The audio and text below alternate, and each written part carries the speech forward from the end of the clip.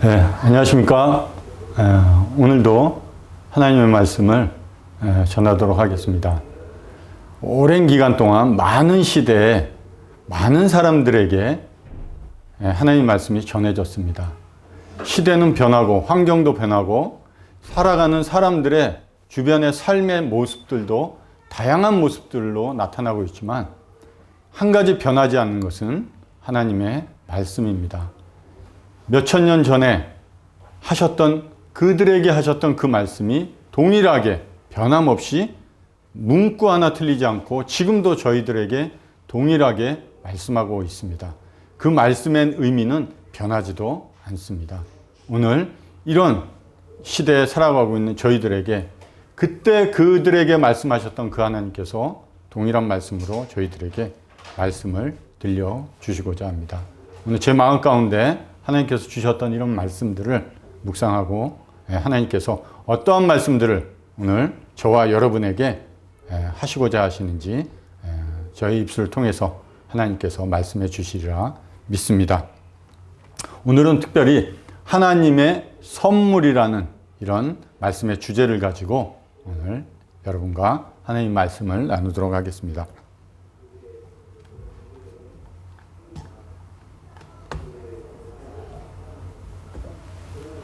자, 말씀 한 구절 같이 읽도록 하겠습니다. 너희는 그 은혜에 의하여 믿음으로 말미암아 구원을 받았으니 이것은 너희에게서 난 것이 아니요 하나님의 선물이라.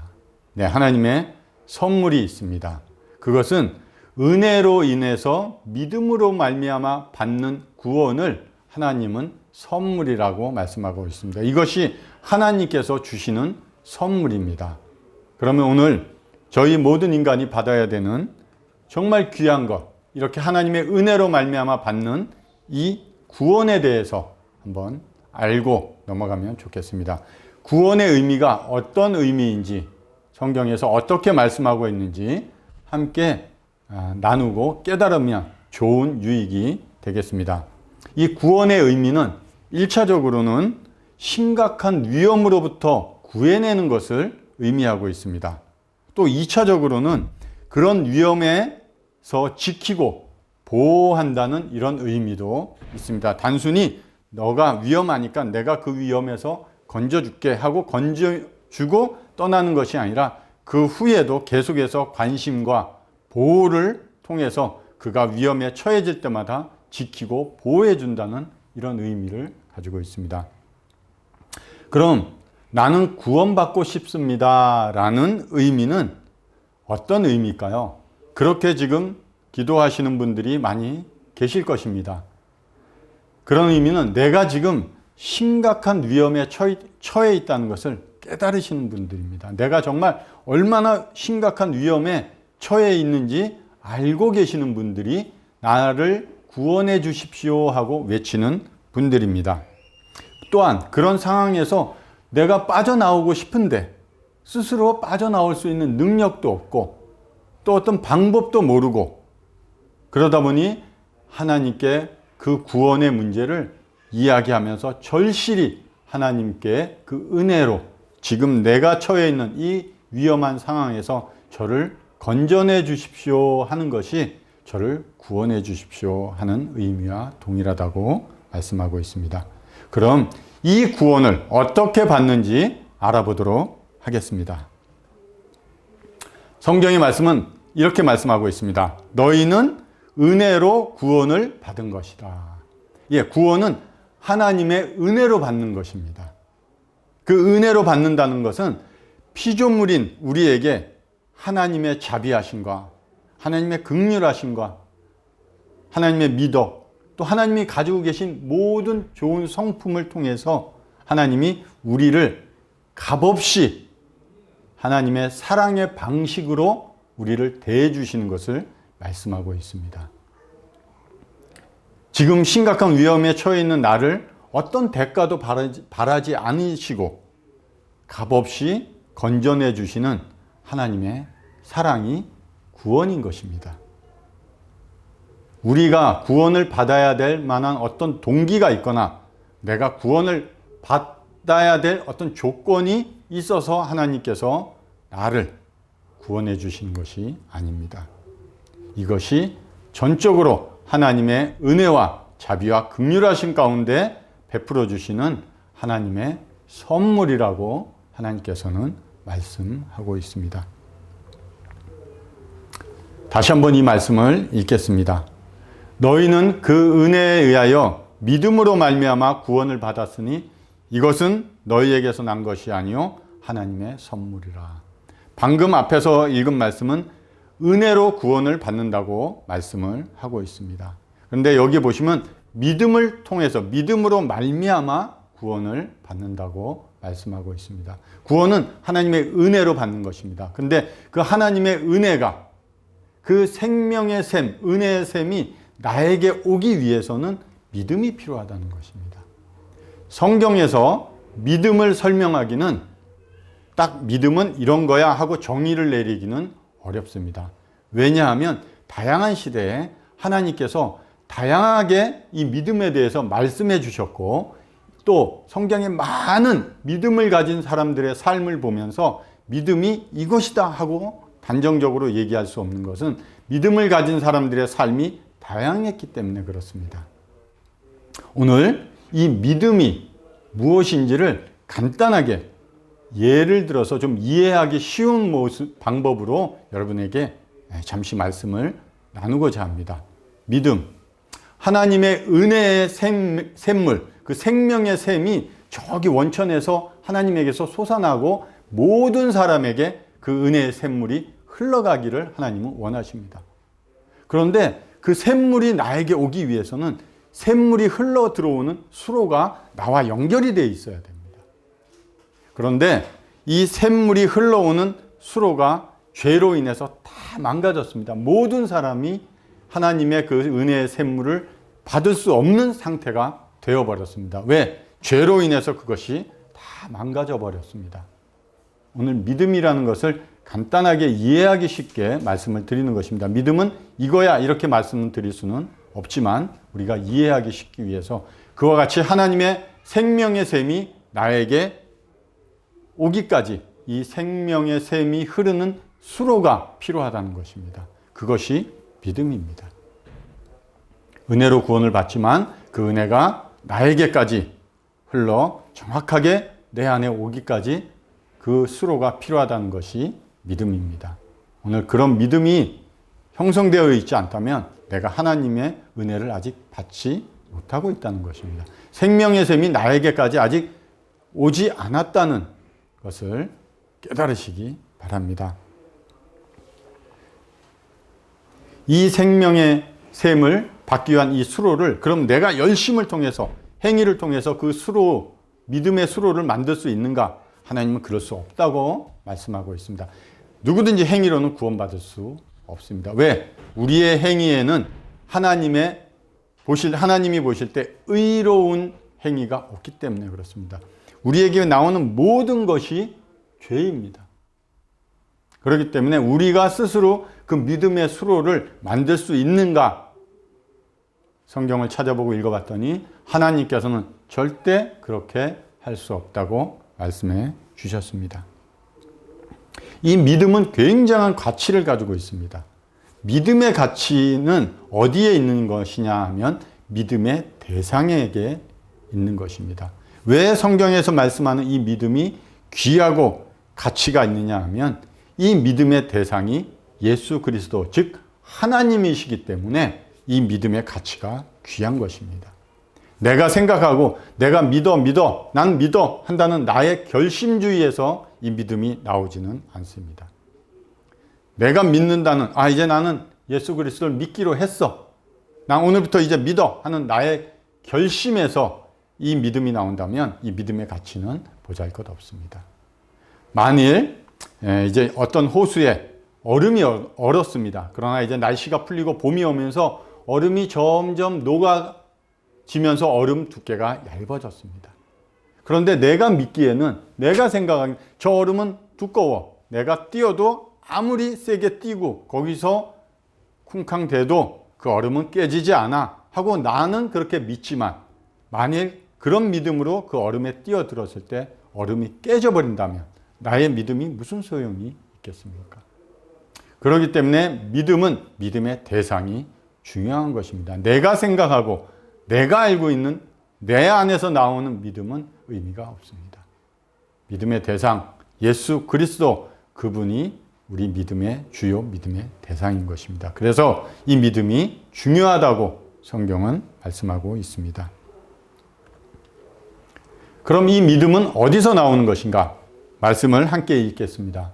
그러므로 믿음은 들음에서 나며 들음은 그리스도의 말씀으로 말미암았느니라.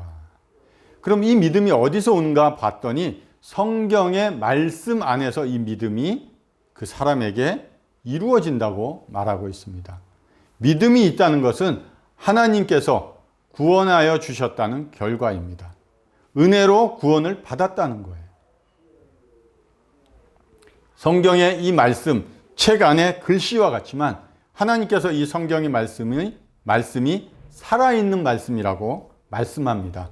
왜? 이 성경의 말씀은 하나님의 말씀이고 그 말씀하신 하나님이 지금 살아계시기 때문에 이 말씀은 유효한 것이고 살아있는 하나님의 말씀이라고 하나님께서 친히 성경에 기록해 놓으셨습니다. 그래서 이 말씀이 우리 안에 들어오고 우리가 읽고 계속해서 우리 마음 가운데 두게 될 때 이 말씀의 능력이 나타나면서 우리 안에 이 믿음을 이루어 준다고 말씀하고 있습니다. 그래서 하나님의 은혜로 우리를 구원해 주시는데 정말 그 은혜로 구원을 받고 싶으시다면 하나님 믿음 또한 달라고 말씀을 하셔야 됩니다. 그러면 하나님께서 성경에서 찾아보라고, 성경에서 하나님이 주시는 믿음을 찾으라고 하나님 말씀하실 겁니다. 그럼 성경을 꾸준히 읽으시고 그 안에서 하나님의 말씀을 통해서 내 안에 믿음이 이루어지고 그 믿음을 통해서 하나님의 은혜의 구원이 나에게 들어오게 될 것입니다. 오직 성경에 기록된 하나님의 말씀으로만 이 믿음이 우리에게 이루어진다고 말씀하고 계십니다. 다른 어느 곳에서 믿음을 찾으려고 하지 마십시오. 특별히 내 안에서 앞서 말씀드렸지만 나의 결심주의에서 그 믿음을 찾으려고 하지는 마십시오. 너희는 그 은혜에 의하여 믿음으로 말미암아 구원을 받았으니 이것은 너희에게서 난 것이 아니요 하나님의 선물이라. 하나님의 선물, 그 은혜의 구원 받으신 적이 있습니까 혹시? 저는 받았습니다. 아직 못 받으셨기 때문에 그 선물을 구하고 또 기도하고 계신다고 생각합니다. 자, 선물입니다. 제가 어디 가서 이렇게 선물 박스를 하나 찾아왔습니다. 이런 선물을 받아보신 적이 있으신가요? 우리는 사람들끼리 많이 주고받습니다. 생일 선물, 또 결혼 기념일 선물, 무슨 또 기념을 하기 위해서 주는 선물들이 많이 있습니다. 저도 어제 자녀들로부터 좋은 선물을 하나 받았습니다. 결혼 30주년이라고 해서 자녀들이 선물을 해줬어요. 너무나 기뻤습니다. 왜? 거저 받은 것이니까. 여러분께서도 선물을 주신 적도 있지만 받으신 적도 많이 있으셨을 겁니다. 기쁘셨을 겁니다. 이 하나님께서 보내는 이 선물 또한 받으셔야 됩니다. 하나님께서는 모든 사람을 위해서 이 선물을 각자 한 사람 한 사람씩을 위해서 선물을 준비해 놓으셨습니다. 이 선물은 내가 무엇을 잘해서 그 대가로 하나님께서 주시는 것이 아닙니다. 내가 생각지도 않고 내가 알지도 못하는 그때 하나님께서 한 명 한 명을 위해서 귀하게 포장해 가시면서 그 받을 우리가 받고 나서 기쁨을 누릴 그 모습들을 기억하시면서 하나님께서 기쁨으로 이 선물을 준비해 주셨습니다. 저는 그 선물을 받았습니다. 너무나 감동적이었고 지금까지 받아보지 못한 그 놀라운 선물을 받았고 그리고 하나님께 감사를 드렸습니다. 그러나 이 선물이 일시적으로 끝나는 것이 아니라 계속해서 매일의 매 순간마다 하나님께서 저를 위해서 선물을 주고 계십니다. 그 은혜의 샘물이 계속해서 믿음을 통해서 저에게 이루어지고 있기 때문에 저는 매일의 삶에서 하나님의 선물을 받고 있고 그럴 때마다 하나님께 감사함으로 나오고 있습니다. 특별히 오늘처럼 이렇게 주일날 아침에 참 일주일 동안 그런 하나님의 은혜의 선물을 받고 살아갔던 이런 분들의 마음에 하나님께 감사하는 마음으로 또 나와서 하나님께 예배를 드리면서 하나님 감사합니다 하는 표현을 계속해서 하고 있는 것입니다.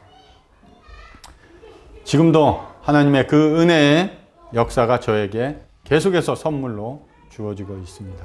그래서 늘 하나님께 감사한 이런 마음을 표현하고 있습니다.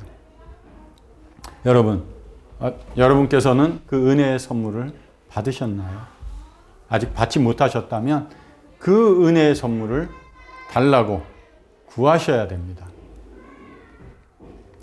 제가 오늘 성경 한 구절에 예수님이 이 땅에 오셨을 때, 계실 때 어떤 한 여인을 만난 사건을 잠시 말씀을 드리겠습니다.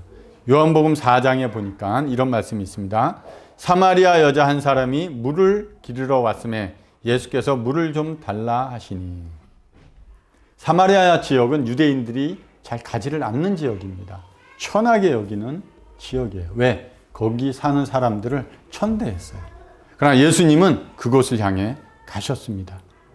그 영광의 하나님께서 몸을 입으시고 이 땅에 오셔서 그 천하디 천한 그 사마리아 지역에 가서 한 여인을 만나실 계획이 있으셨습니다. 그 우물가에 앉아 계실 때 마침내 예수님께서 만나고자 했던 여인이 우물가에 물을 길러 나왔습니다. 그리고 예수님께서 물 좀 달라 이렇게 그 여인에게 말할 때 그 여인이 그 여인과 이 우물가에서 많은 대화의 시간을 가지게 됩니다.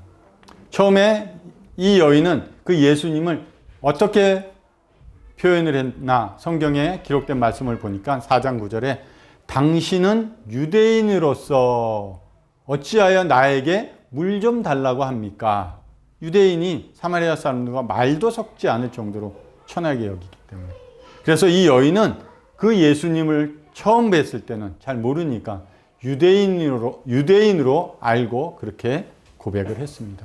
그러나 예수님과 더 많은 시간을 가지고 대화를 하면서 이 여인의 고백이 달라졌습니다. 4장 19절에는 어떻게 표현되고 있습니까? 이 여인이 예수님을 향해서 당신은 선지자입니다. 이렇게 표현을 하고 있습니다. 하나님이 보내신 사람, 하나님의 말씀을 대신 전하는 이런 사람으로 예수님을 표현했습니다. 예수님께서는 더 많은 시간을 이 여인과 보내면서 계속해서 대화를 나눴습니다. 4장 29절에 드디어 이 여인이 예수님이 누군지 알고 고백합니다. 당신은 그리스도입니다. 이렇게 결국 예수 그리스도가 하나님이 보내신 기름 부음 받은 자, 즉 구원자임을 이 여인은 알게 되었고 그렇게 고백을 했습니다. 예수님과 더 많은 시간을 보내고 성경을 통해서 더 많은 시간을 보내면서 예수님이 누구인지 알게 될 때 이와 같은 여인의 고백처럼 우리 마음에서도 그 고백이 흘러나올 거라 생각합니다. 그 내용 중에 또 이런 말씀이 있습니다. 예수께서 대답하여 이르시되 내가 만일 하나님의 선물과 또 내게 물 좀 달라 하는 이가 누구인지 알았더라면 내가 그에게 구하였을 것이요 그가 생수를 내게 주었으리라. 제가 있었던 일을 하나 말씀드리고자 합니다. 올해가 아닌 작년 추석 때 어느 형제님께서 저희 집으로 추석 선물을 보내주셨습니다. 제가 드려야 되는데 그 귀한 분이 저희 집에 추석 선물을 보내주셨습니다. 그 택배를 받고 열어보니까 똑같은 선물이 5상자가 있었습니다. 그래서 보니까 한 상자는 저에게 이름이 쓰여 있고요. 4상자는 각기 다른 성도의 가정, 다른 성도의 이름들이 쓰여져 있었습니다. 그래서 일단 제 이름이 있었기 때문에 그 형제님에게 전화를 해서 선물 너무나 감사합니다. 잘 받았습니다. 고맙습니다 하고 그 선물에 대한 감사의 표현을 전하면서 이 나머지는 왜 저에게 보내주셨습니까? 그러니까 저를 통해서 그 가정들에게 전해주었으면 좋겠다. 이렇게 말씀해 주셨습니다.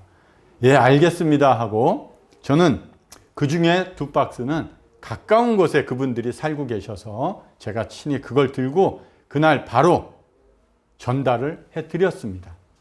그분들이 뜻밖의 선물을 받으시고 너무나 고마워하시고 밝은 미소로 또 감사한 마음으로 그 선물을 보낸 그 형제님에게 전화를 하셨습니다. 감사합니다 형제님, 선물 잘 받았습니다. 고맙습니다 하고 여러 안부 인사와 함께 감사의 인사를 전하셨습니다. 그런데 아직 선물이 2개 남아 있었습니다. 제가 조금 갈 수가 없었습니다. 거리도 멀고 서로 시간도 맞지를 않았습니다. 그래서 제가 그분들에게 어느 형제님께서 이런 형제님께서 이런 선물을 여러분 가정에 보내셨습니다 하고 미리 말씀은 드렸어요. 그러나 그분들이 알아듣고 이해하시고 그 선물을 받으신 것처럼 좋아하셨습니다. 그러나 아직까지 선물은 그분들 가정에 도착은 하지 않았어요. 그랬기 때문에 그분들이 그 선물이 어떤 것이고 누가 보낸 건지 이제 알기는 알지만 감사한다는 전화는 아직까지 하지를 않으셨습니다. 왜? 받지를 않았기 때문에. 그래서 언제 갖다 드릴까요? 하니까 서로 시간도 좀 바쁘고 또 만나고자 하는 이런 타이밍이 맞지를 않아서 며칠을 연기가 됐습니다. 그래서 선물이 제 차에 계속 있었어요. 저희 집에 있었습니다. 그래서 시간이 며칠 지난 후에 그분들과 통화하고 비로소 제가 한 가정에게 먼저 그 선물을 전해드렸습니다. 그 전해드렸을 때 받으시고 좋아하시고 그 자리에서 그 선물을 보낸 형제님에게 감사합니다 형제님, 선물 잘 받았습니다 하고 비로소 감사의 인사를 전했습니다. 그 다음날 이제 나머지 한 가정에게 또 선물을 약속을 잡고 그 선물을 전해드렸습니다. 또 그 자리에서 그 가정의 성도님들이 또 선물을 보낸 그 형제님에게 감사의 인사를 전했습니다. 만일 그 선물을 빨리 좀 전해달라고 했으면 제가 며칠을 기다리지 않고 바로 전해드렸을 수도 있었을 것 같습니다. 제가 말씀 한 구절 읽겠습니다. 너희가 온 마음으로 나를 구하면 나를 찾을 것이요 나를 만나리라. 선물이 무엇인지 아직 그 2 가정이 받지는 못했지만 어떤 선물이고 누가 보낸지 알 수는 있었습니다. 제가 알려주었으니까. 감사할 수도 있었습니다. 그러나 선물을 받지도 않았는데 선물을 주셔서 감사합니다라고 하기에는 서먹했던 것 같습니다. 마음이. 그래서 그분들이 감사의 인사는 전하지 않았습니다. 만일 이분들이 그 선물 좀 빨리 갖다 줘 하면 저는 그날 저녁에라도 갖다 드렸을 거예요. 그러면 그날 저녁에 그분들은 그 선물을 받고 기뻐하시고 그분에게 감사의 인사를 전했을 수도 있습니다. 여러분, 성경을 통해서 하나님이 누군지, 구원이 어떤 건지, 예수 그리스도가 누구신지, 그리고 예수 그리스도께서 어떠한 일을 하셨는지 많이 들으시고 배우신 분들도 있을 겁니다. 어떠한 내용인지도 알고 계시는 분들도 있습니다. 제가 이렇게 얘기하면 벌써 많이 들어서 다 알고 있어 할 정도로 성경의 내용의 지식을 가지고 계신 분들이 많이 있습니다. 그러나 아직까지 선물을 받지 못한 분이 있습니다. 내용만 알고 있습니다. 누가 그 선물을 주시는지도 알고 있습니다. 그 선물의 내용이 정말 얼마나 좋은 것인지도 알고 있지만 아직 받지 못하신 이런 분들이 계십니다. 많은 분들이 지금도 교회를 나옵니다. 그래서 예수 그리스도의 십자가가 그 의미가 어떠한 건지 지식적으로도 많이 들어서 알고 있습니다. 내 죄 때문에 예수 그리스도께서 죽으신 것을 많은 분들이 또한 알고 있습니다. 그러나 한 가지 아셔야 될 것은 예수 그리스도께서 십자가에 죽으신 것은 그 내 죄 때문에 죽으셨지만 예수님만 죽은 것이 아닌 것입니다. 그럼 나는 십자가 옆에서 밑에서 내 죄 때문에 죽으신 예수님을 바라보는 것이 구원이 아닌 것입니다. 그 예수님이 내 죄 때문에 십자가에서 죽으실 때 나도 거기서 함께 죽은 자가 구원받는 자입니다. 여전히 나는 살아있고 예수님이 내 죄 때문에 죽으셨다는 사실만 그것만 바라보면서 인식하고 지식적으로 알고 있다면 그것은 구원받은 성도가 아닙니다.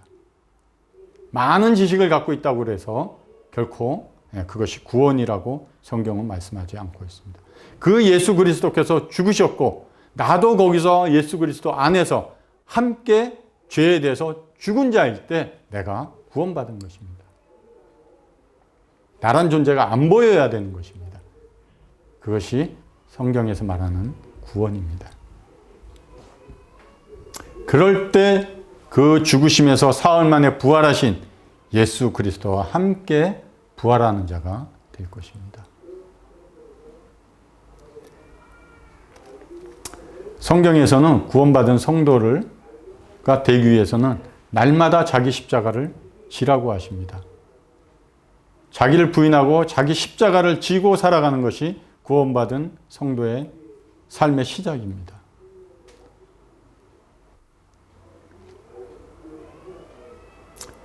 날마다 내가 예수 그리스도의 그 십자가를 지고 살아갈 때 내가 죽은 자로 하나님 앞에 나아갈 때 오직 내 안에 계신 예수 그리스도 하나님의 어린 양이신 그 예수님의 영광이 드러날 것입니다. 그것이 아버지 하나님께서 구원해 주시는 목적입니다. 그냥 내 죄 때문에 죽으신 예수님, 그 예수님 바라보고 그것을 인정하고 내가 결심했어 하는 결심주의로 이 땅에 당당하게 또 죽지도 않고 살아간다 그러면 그것은 여전히 옛사람, 죄인인 내가 살아가고 있는 것입니다. 나는 십자가에 죽어본 적이 없는 것이에요.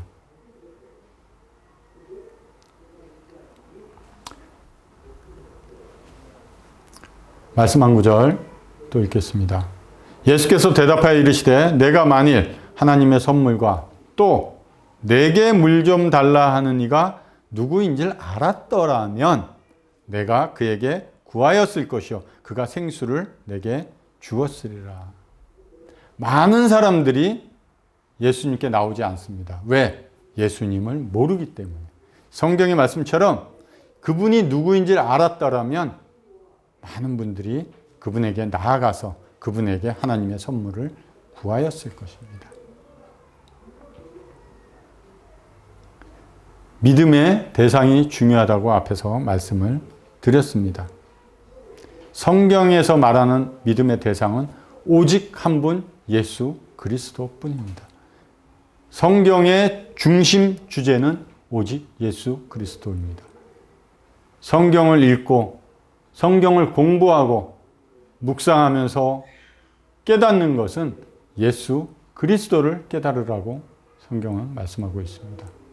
다른 그 어떤 것을 찾고 다른 어떤 삶의 방식을 찾는 것이 아닙니다. 아무것도 모르고 난 그분을 믿어. 이런 일이 있을 수 있을까요? 이건 맹신이라고 그러죠. 맹신. 모르면서 믿는 것.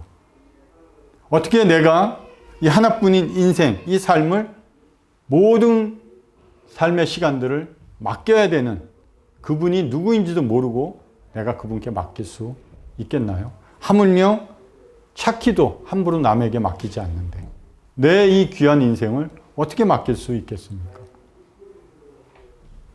성경을 통해서 그분이 누구인지, 그분이 무슨 일을 하셨고 나와는 어떤 관계이고 장차 그분을 어떻게 만나야 되는지 성경은 자세히 얘기하고 있습니다. 우리가 이해할 수 있고 깨달을 수 있게끔 하나님께서는 조목조목 말씀해 주셨습니다. 어렵게 공부 많이 하고 연구해야지만 알 수 있는 성경이 아닙니다. 성령께서 그것들을 도와서 우리에게 필요하고 알아야 될 내용들을 알려주시는 것입니다. 마태복음 1장 21절에 이런 말씀이 있습니다. 아들을 낳으리니 이름을 예수라 하라. 이는 그가 자기 백성을 저희 죄에서 구원할 자이심이라 하니라. 이 예수라는 이름을 가진 이분이 누구냐? 모든 사람들의 그 죄를 지고 가실 하나님의 어린 양이라고. 그리고 구원자라고 이렇게 성경은 말씀하고 있습니다. 인생을 살아가면서 많은 필요한 물들이 있습니다. 그러나 정말 필요한 생명의 물, 이 생명의 물이 나에게 와야 됩니다. 내 안에 생명의 물이 흘러 들어오고 있는지 아셔야 됩니다. 그런 경험이 없고 생명의 물이 내게 오지 않는다면 저쪽에서 생명의 샘이 흘러서 저분에게도 흘러가고 많은 분에게 흘러가고 있다는 지식적으로만 알고 있다면 그것은 아무 의미가 없는 것이에요.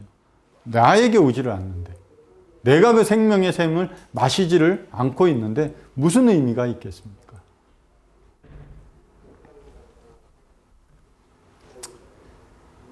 예수님 말씀하십니다. 예수께서 이르시되 내가 곧 길이요 진리요 생명이니 나로 말미암지 않고는 아버지께로 올 자가 없느니라. 우리에게는 영적인 생명이 없습니다. 죽은 자예요. 영적으로. 죄라는 것은 방금 말씀드렸다시피 하나님과 내가 그 사이에 생명의 샘을 받을 수 있는 수로가 완전 망가져서 죽어 있는 상태입니다. 이 생명의 샘이 와야지 내가 살아나는 것입니다. 하나님께서 이 아드님을 통해서 생명의 샘을 이루어 주시는 것입니다. 믿음의 주인이십니다. 성경에도 믿음의 주요 온전케 하시는 이인 예수를 바라보자. 그분을 바라보는 겁니다. 믿음은 그런 거예요.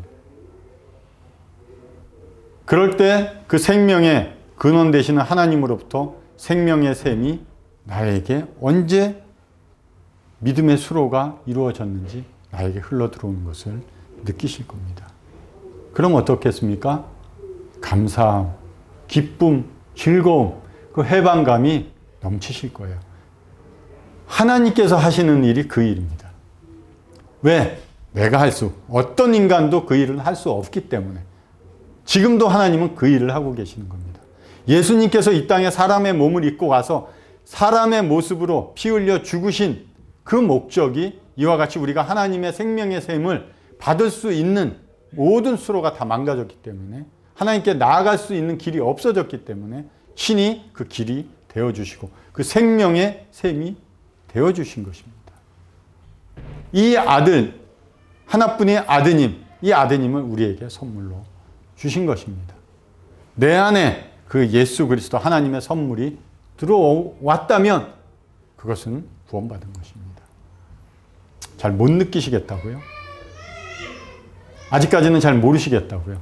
예, 그러면 아직까지 선물을 안 받으셨다고 생각하는 것이 좋은 생각 같습니다. 누구든 그 하나님의 생명, 하나님의 능력이 내 속에서 이루어질 때 분명한 기쁨과 분명한 고백이 흘러나올 것입니다. 왜? 하나님이 그 일을 하시니까.